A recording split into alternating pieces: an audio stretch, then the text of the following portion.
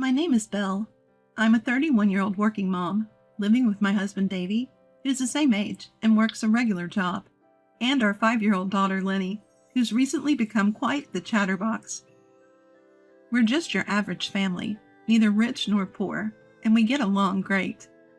But a storm was about to hit our peaceful home. That storm was my mother-in-law. My father-in-law had passed away, and mother-in-law lived alone. When Davy and I got married, we had agreed not to live with her. It just seemed easier that way. Davy was her only child, born when she was older. We'd been married for 5 years, and mother-in-law was getting on in age. Living alone at her age could be tough and even dangerous. Davy would visit her when he could, but it seemed like she was struggling. Seeing my husband trying so hard on his own, I made a decision. We would live with mother-in-law. If my beloved husband was doing his best, how could I, his wife, not support him? I mustered up the courage and suggested living together to Davy. He looked surprised and asked, "Are you sure?" Honestly, I wasn't thrilled about the idea, but I felt something needed to change. I couldn't do much with housework, childcare, and my part-time job. If anything happened to mother-in-law, Davy would be the one to handle it. After discussing these important matters, we started living together. Thank you, Belle. Truly, thank you.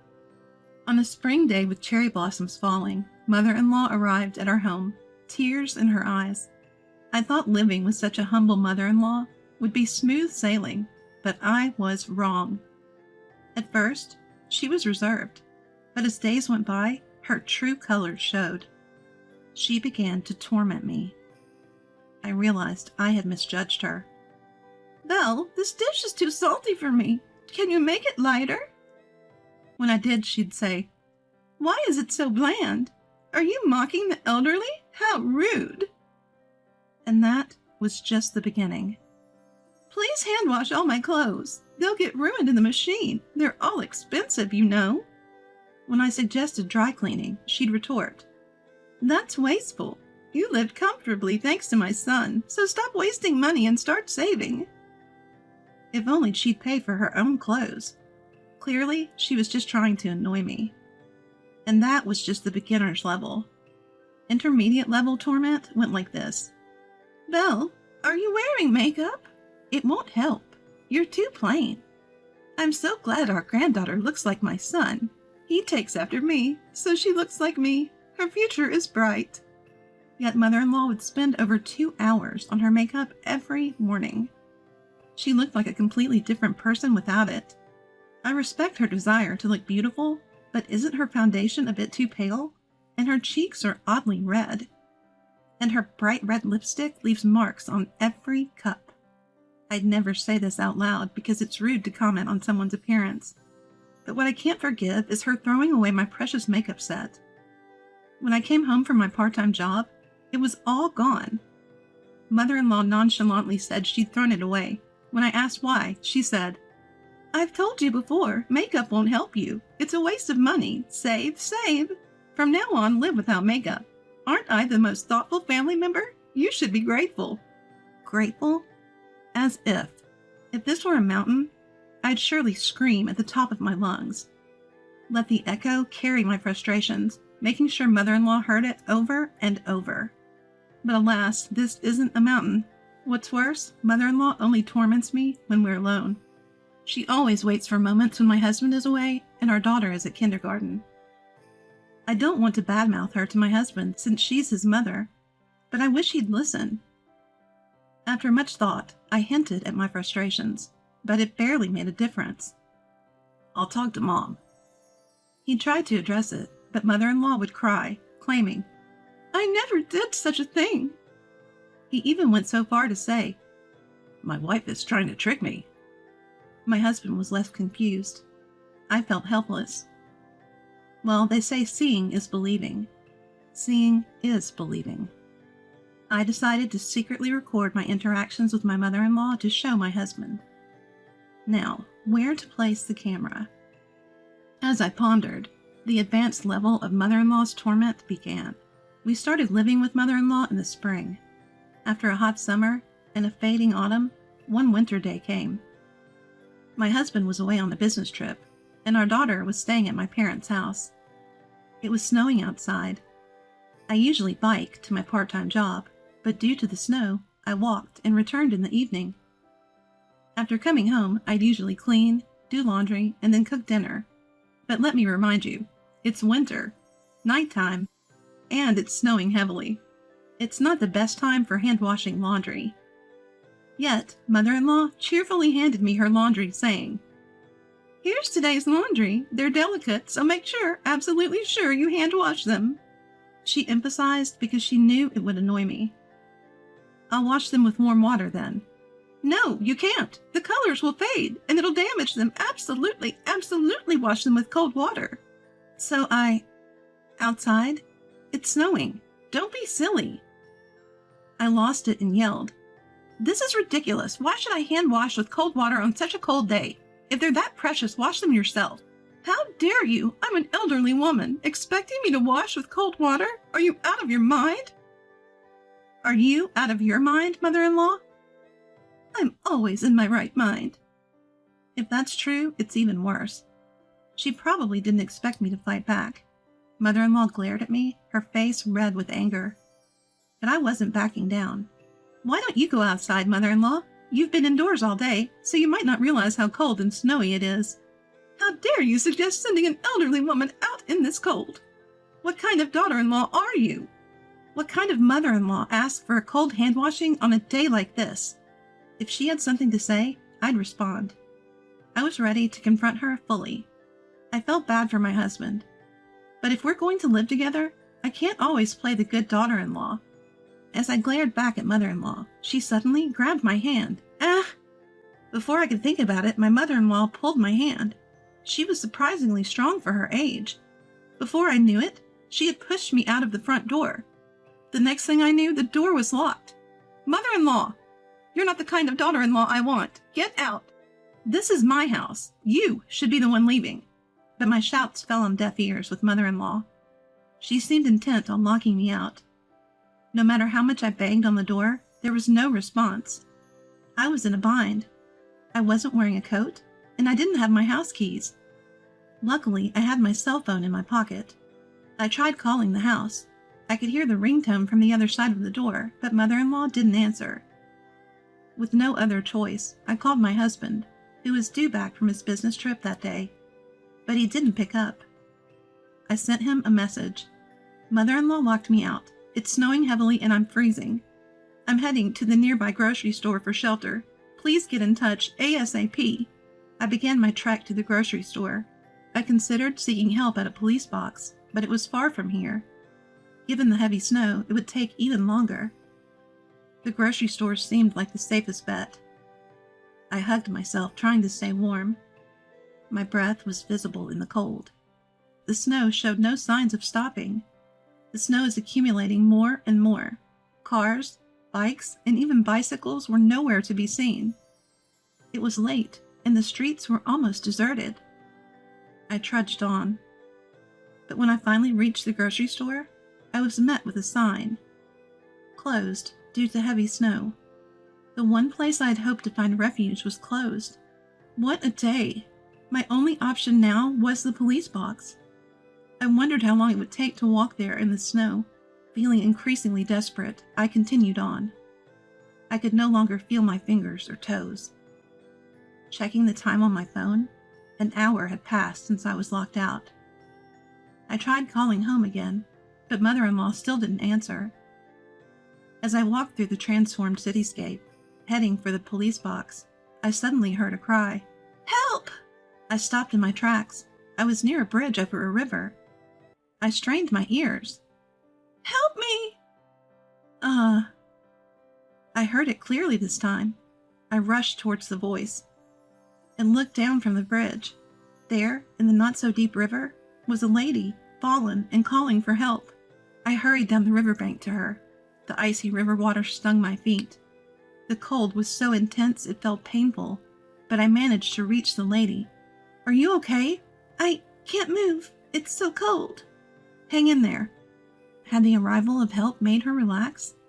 The lady leaned against me and lost consciousness. What do I do? This is bad. I couldn't feel my hands or feet, and they wouldn't move as I wanted. Someone help! My desperate cry echoed in vain. I thought it was over.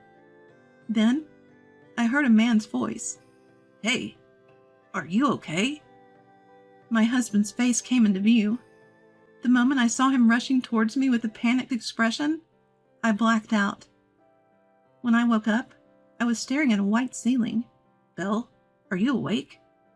My husband looked down at me with a worried face. I was in a hospital. Apparently, he had pulled both the lady and me out of the river and called an ambulance. That had been yesterday, and I had been asleep ever since. How was your trip? It went well. I couldn't answer when you called because I was on the bus. I tried calling back when I got to the bus stop, but you didn't pick up. There were no taxis running, so I ran home. I just happened to see you going into the river. What luck! I thought you had jumped in, but it seems it was the lady. According to my husband, the lady I tried to help had jumped into the river in despair. But the cold water had snapped her back to reality, and she tried to get out but couldn't move because she was so cold. If we had found her any later, it might have been too late. So the lady was okay. Relieved, I felt sleepy. You should rest. You must be exhausted. Comforted by my husband's kind words, I drifted off to sleep. All the while, my anger towards mother-in-law simmered. A few days in the hospital, I was back to my old self. Standing in front of my home after so long, I froze.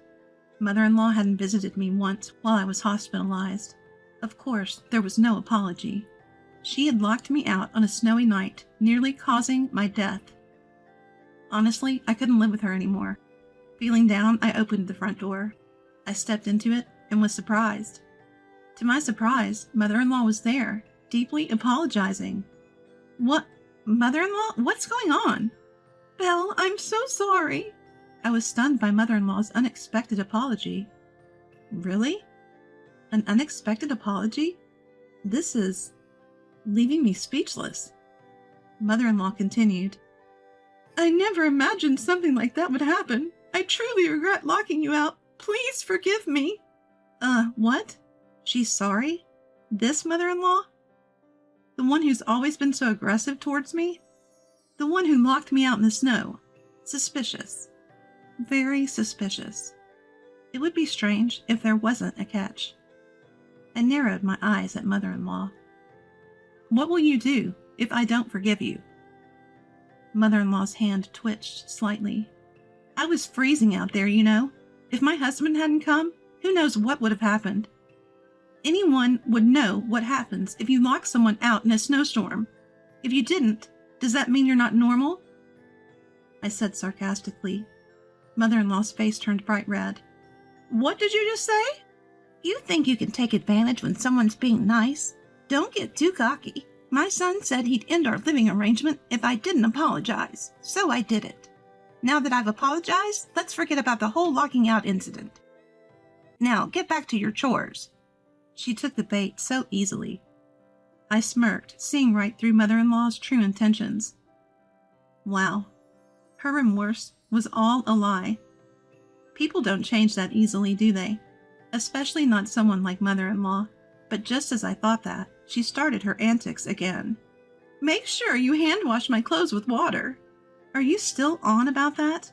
Still demanding hand washing? Only cook what I like. If it's not tasty, I'll throw it away. This is hopeless, absolutely hopeless. She's beyond redemption. I sighed heavily and looked back. You're saying all this, huh? My husband, who had been standing a bit away, was out of mother-in-law's sight. But he had been there the whole time. Mother-in-law's beloved son, my husband, was right there. Davy, what about work? Mother-in-law noticed him and turned.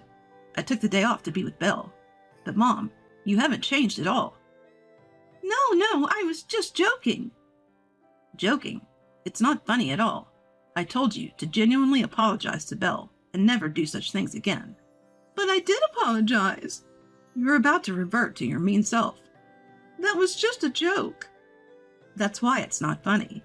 I had warned my husband to keep a distance, but mother-in-law's reaction was as expected, or even more dramatic.